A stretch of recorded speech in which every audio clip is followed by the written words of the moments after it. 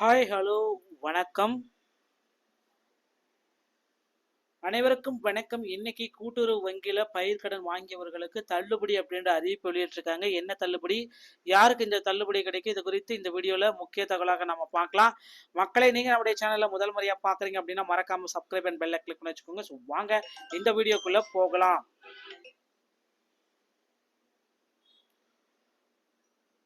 தொடக்க வேளாண்மை கூட்டுறவு சங்கம் நிலம் மற்றும் சார்பாக பார்த்தீங்கன்னா கடன்கள் எல்லாமே வழங்கிட்டு வராங்க.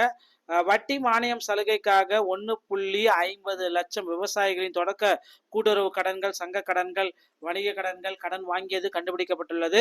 தமிழகத்தில் கூட்டுறவு வங்கிகள், தொடக்க வேளாண் கூட்டுறவு சங்கங்களில் பயிர்க்கடன், கால்நடை வளர்ப்பு கடன் வழங்கப்படுகிறது. கடனை குறித்த நேரத்தில் செலுத்தாவிட்டால் 7% வட்டி தள்ளுபடி செய்யப்படும். மத்திய அரசு 3% வட்டி மானியமும் வழங்குகிறது. இதுல பாத்தீங்கன்னா இந்த சிபில் ஸ்கோர் விவசாயிகளுக்கு இல்லைனா கூட பாத்தீங்கன்னா அவங்களுக்கு லோன் வழங்கலாம் அப்படின்ட்டு வரவேற்பு பெற்றிருக்காங்க. என்ன அப்படின்னு பாத்தீங்கன்னா, சில விவசாயிகள் வட்டி சலுகைக்காக கூட்டுறவு சங்கங்களில் மட்டுமின்றி வணிக வங்கிகளிலும் பயிர்க்கடன், கால்நடை கடன், வளர்ப்பு கடன் எல்லாமே பெறுகின்றன. இதனால் சங்கங்களுக்கு மத்திய அரசின் வட்டி மானியம் கிடைப்பதில்லை. கடந்த ஆண்டில் 1.50 லட்சம் வட்டி சலுகைக்காக கூட்டுறவு மற்றும் தேசிய வங்கிகளில் கடன் பெற்றுள்ள விவரத்தை கூட்டுறவுத்துறை கண்டறிந்தது. எனவே அந்த விவசாயிகளுக்கு மட்டும் இதர வங்கிகளில் கடன் பெற்றுள்ளாரா என்பதை சிபில் ஸ்டேட்மெண்ட் பெற்று உறுதி செய்த பிறகு கடன் வழங்கலாம் அப்படின்றது சொல்லியிருக்காங்க. சரி, இந்த மாதிரி கூட்டுறவு சங்கங்களுக்கு இந்த ஒரு உத்தரவு பிறப்பிட்டிருக்காங்க. மேலும் இதர விவசாயிகளுக்கு எந்த வங்கியில் கடன் வாங்கியிருந்தாலும் சரி, மத்திய அரசு 3 லட்சம் வரை வட்டி மானியம் வழங்குகிறது. ஸோ கூட்டுறவு வங்கிகளில் கடன் வாங்கினால் மத்திய அரசு வாங்கும் வட்டி மானியமும் மாநில அரசு வாங்கும் வட்டி மானியமும் கிடைக்கும்.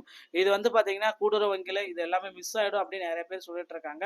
ஆனா எந்த வங்கியில வாங்கினாலும் இந்த 2 மத்திய அரசு வழங்கும் மானியமும் மாநில அரசு வழங்கும் மானியமும் உங்களுக்கு கிடைக்கும்.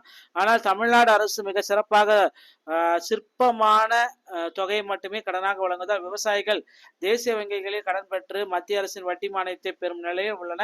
இதை தவிர்க்க கூட்டுறவு வங்கியில் தேசிய வங்கிகளில் எவ்வளவு கடன் தருகிறார்களோ அதே அளவு தர வேண்டும் அப்படின்ட்டு அவங்க ஒரு பக்கம் கோரிக்கை வச்சிருக்காங்க. சென்னையில் பாத்தீங்கன்னா தள்ளுபடி செய்யப்பட்ட பயிர்கடன் 12,110 கோடி ரூபாயில் இறுதி நிலுவையான 834 கோடியை அரசு விடுவிச்சிருக்காங்க. தமிழக கூட்டுறவுத்துறையின் கீழ் செயல்படும் கூட்டுறவு வங்கிகள், தொடக்க வேளாண் கூட்டுறவு கடன் சங்கங்களில் விவசாயிகளுக்கு பயிர்க்கடன் வழங்கப்படுகிறது. கடந்த 2021 ஜனவரி நிலவரப்படி 16.43 லட்சம் விவசாயிகள் பெற்றிருந்தாங்க. இதுல பயன்பெற்றிருக்காங்க. 12,110 கோடி ரூபாய் பயிர்க்கடன்கள் தற்சமயம் தள்ளுபடி செய்ய அரசு இந்த உத்தரவை பிறப்பிச்சிருக்காங்க. மேலும் இந்த இதே பாத்தீங்கன்னா ஆண்டுதோறும் ஒவ்வொரு பகுதியாக வழங்கி வருகிறது. இதுவரை 11,373 கோடி ரூபாய் பாத்தீங்கன்னா அரசு வட்டியாக மற்றும் 2021 பிப்ரவரி 1 முதல் மார்ச் 31 வரை விடுபட்ட 51 நாட்களுக்கான வட்டி 89 கோடி ரூபாய் என மொத்தம் 810 கோடி ரூபாயை இறுதி நிலுவையாக கூட்டுறவுத்துறைக்கு அரசு பாத்தீங்கன்னா விடுவிச்சிருக்காங்க. ஸோ எல்லாமே கால்குலேட் பண்ணி நம்ம பார்க்குறப்போ பாத்தீங்கன்னா அந்த கூட்டுறவுத்துறையில அரசு கடன்களை விரைவில் ரத்து செய்ய போறதா சொல்லியிருக்காங்க. ஸோ விவசாயிகளுக்கு அடிச்சது ஜாக்பாட் அப்படின்னு சொல்லலாம். 1 லட்சம் வரை கடன்களை கொடுக்குறாங்க.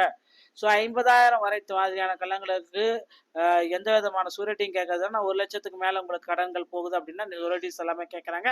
விவசாய கடன் வாங்கி இருப்பீங்க, கூட்டுறவு வங்கியின் மூலமாக வந்திருப்போம் இல்லையா?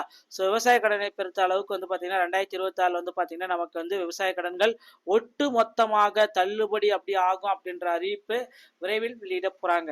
அதாவது 2வது இந்த சட்டமன்ற தேர்தலில் பாத்தீங்கன்னா எல்லாருமே எக்ஸ்பெக்ட் பண்ண மாதிரி வர 2026 தேர்தலில் எந்த கட்சி ஆட்சிக்கு வந்தாலும் சரி, கூட்டுறவு கடைகள், நகை கடன்கள், இந்த மாதிரி கல்வி கடன்கள், மகளிர் சுய உதவி குழுக்கள் கடன்கள், ஏன்னா 30,000 ரூபாய் மகளிர் சுய உதவி குழுக்கள் கடன் வாங்கியிருப்பாங்க.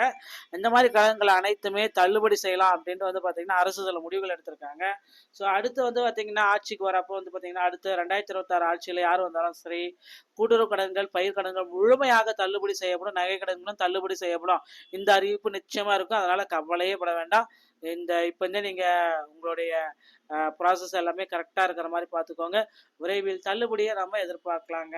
ஸோ தமிழகத்துல இந்த தகவல்கள் எல்லாமே ரொம்ப யூஸ்ஃபுல்லா பயன்பட்டிருக்கு. மேலும் இந்த மாதிரி தகவல்களை நீங்க உடனுக்குடன் பெறணும் அப்படின்னு நினைச்சீங்கன்னா நீங்க நம்முடைய சேனலை சப்ஸ்கிரைப் அண்ட் பெல்லை கிளிக் பண்ணி வச்சுக்கோங்க.